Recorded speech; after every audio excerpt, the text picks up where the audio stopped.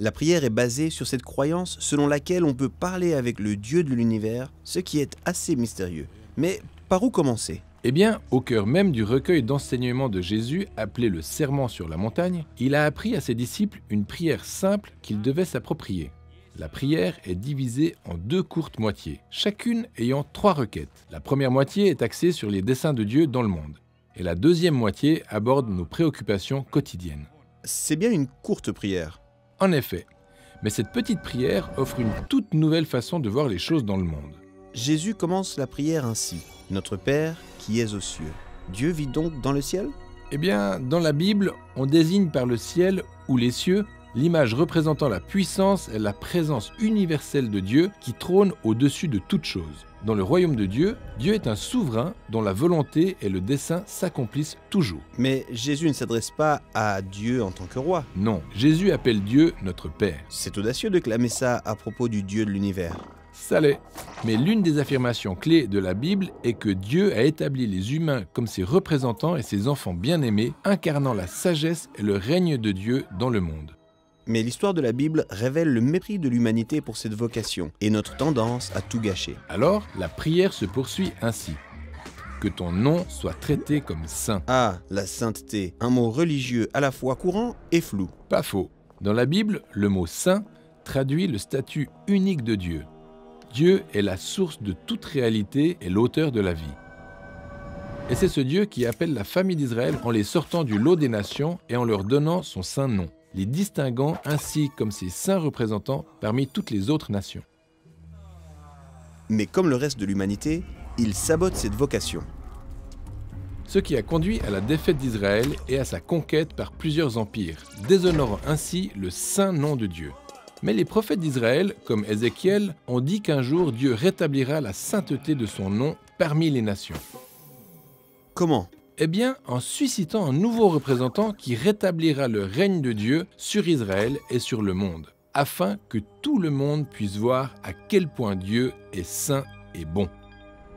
Et c'est ce rôle que Jésus revendiquait en tout lieu où il se rendait pour annoncer l'avènement du royaume de Dieu. Ce qui donne plus de sens au vers suivant de la prière. Que ton règne vienne, que ta volonté soit faite, telle elle est dans les cieux, telle soit-elle sur la terre. Jésus a enseigné à ses disciples que lorsque nous aimons Dieu et notre prochain, lorsque nous traitons les autres selon la générosité et la justice de Dieu, nous intégrons le royaume de Dieu. C'est donc une prière pour l'unification du ciel et de la terre à laquelle nous sommes invités à prendre part. Ok, c'est la première moitié de la prière, axée sur l'amour de Dieu et la recherche de sa volonté. La deuxième moitié aborde les défis de la vie quotidienne alors que nous prions pour que le royaume de Dieu vienne. Donne-nous aujourd'hui notre pain quotidien. C'est aussi trivial que de demander à Dieu de nous donner à manger. Oui, Jésus utilise une image tirée de l'histoire d'Israël, celle de leur traversée du désert où Dieu leur fournissait suffisamment de pain chaque jour. C'est une situation difficile à vivre, ne pas savoir d'où viendra le prochain repas. Et n'oublie pas que l'auditoire de Jésus était surtout constitué de pauvres, qui luttaient pour survivre sous l'occupation romaine. Il les invite symboliquement à marcher dans les pas de leurs ancêtres dans le désert en comptant sur la provision de Dieu chaque jour. Waouh, ok. Et la prière se poursuit. Pardonne-nous nos dettes, comme nous pardonnons aussi à ceux qui nous sont redevables. Jésus a placé le pardon au cœur de son mouvement. Il a annoncé que Dieu pardonnait à Israël et à toute l'humanité pour son long passé de violence et d'avidité. C'est pourquoi il appelle ses disciples à faire de même, pardonner à ceux qui nous font du mal. Mais on ne peut pas pardonner à tout le monde. N'est-ce pas laisser le mal se répandre impunément? Les gens n'abuseront-ils pas de notre bonté? Eh bien, pour Jésus, le problème est que notre désir de vengeance ne fait que perpétuer le cycle de la douleur.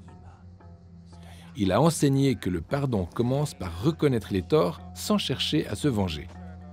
Donc, ça n'implique pas qu'on devienne les meilleurs amis de ceux qui nous ont fait du tort. Non, mais ça veut dire que je renonce à mon droit de rendre à l'autre la monnaie de sa pièce, pour apprendre plutôt à prier pour son bien-être. Cette forme de pardon requiert une confiance radicale en Dieu. Oui, Jésus nous invite à voir que le pardon est comme la respiration. Pour recevoir et intégrer véritablement le pardon de Dieu, nous devons nous habituer à offrir le nôtre. Les deux vont de pair. Enfin, Jésus prie « Ne nous expose pas au test, mais délivre-nous du malin. » Attends, Dieu pourrait-il nous tester? Te rappelles-tu comment, dans le récit biblique, Dieu établit les humains comme ses représentants pour régner sur le monde. Cette opportunité leur offre un choix.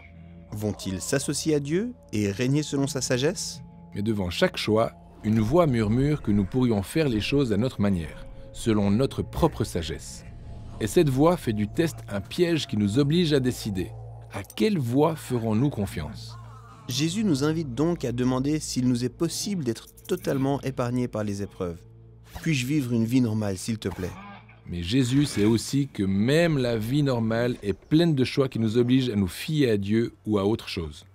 C'est pourquoi, quand nous sommes face à une épreuve ou à un test, Jésus nous exhorte à demander à être préservés des mensonges du malin.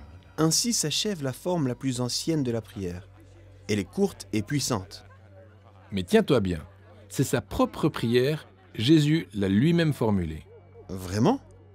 Oui, la nuit avant son exécution, Jésus s'est rendu dans un jardin pour prier. Et alors qu'il ne voulait pas mourir, il a crié « Mon Père !» en disant « Que ta volonté soit faite et non la mienne. » Oh, c'est la même prière. Que ton règne vienne et que ta volonté soit faite. Jésus priait de cette manière depuis si longtemps que face à son plus grand test, son arrestation et son exécution, ces mêmes mots lui ont permis de surmonter l'épreuve. Et Jésus a été délivré du mal quand Dieu l'a ressuscité d'entre les morts. Exact. En fait, c'est par son acte d'amour, par le don de soi, que le pardon de Dieu et le royaume des cieux sont venus sur terre. C'est ainsi que le saint nom de Dieu a été restauré. Cette prière que Jésus a enseignée à ses disciples est donc un moyen de nous approprier son histoire.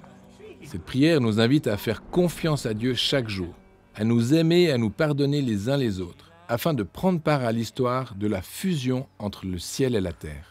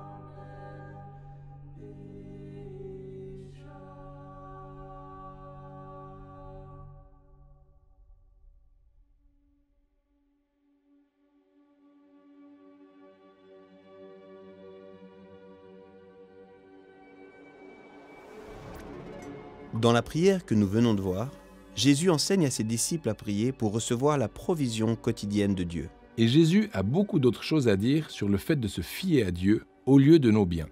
Et c'est ce sur quoi nous allons nous pencher ensuite.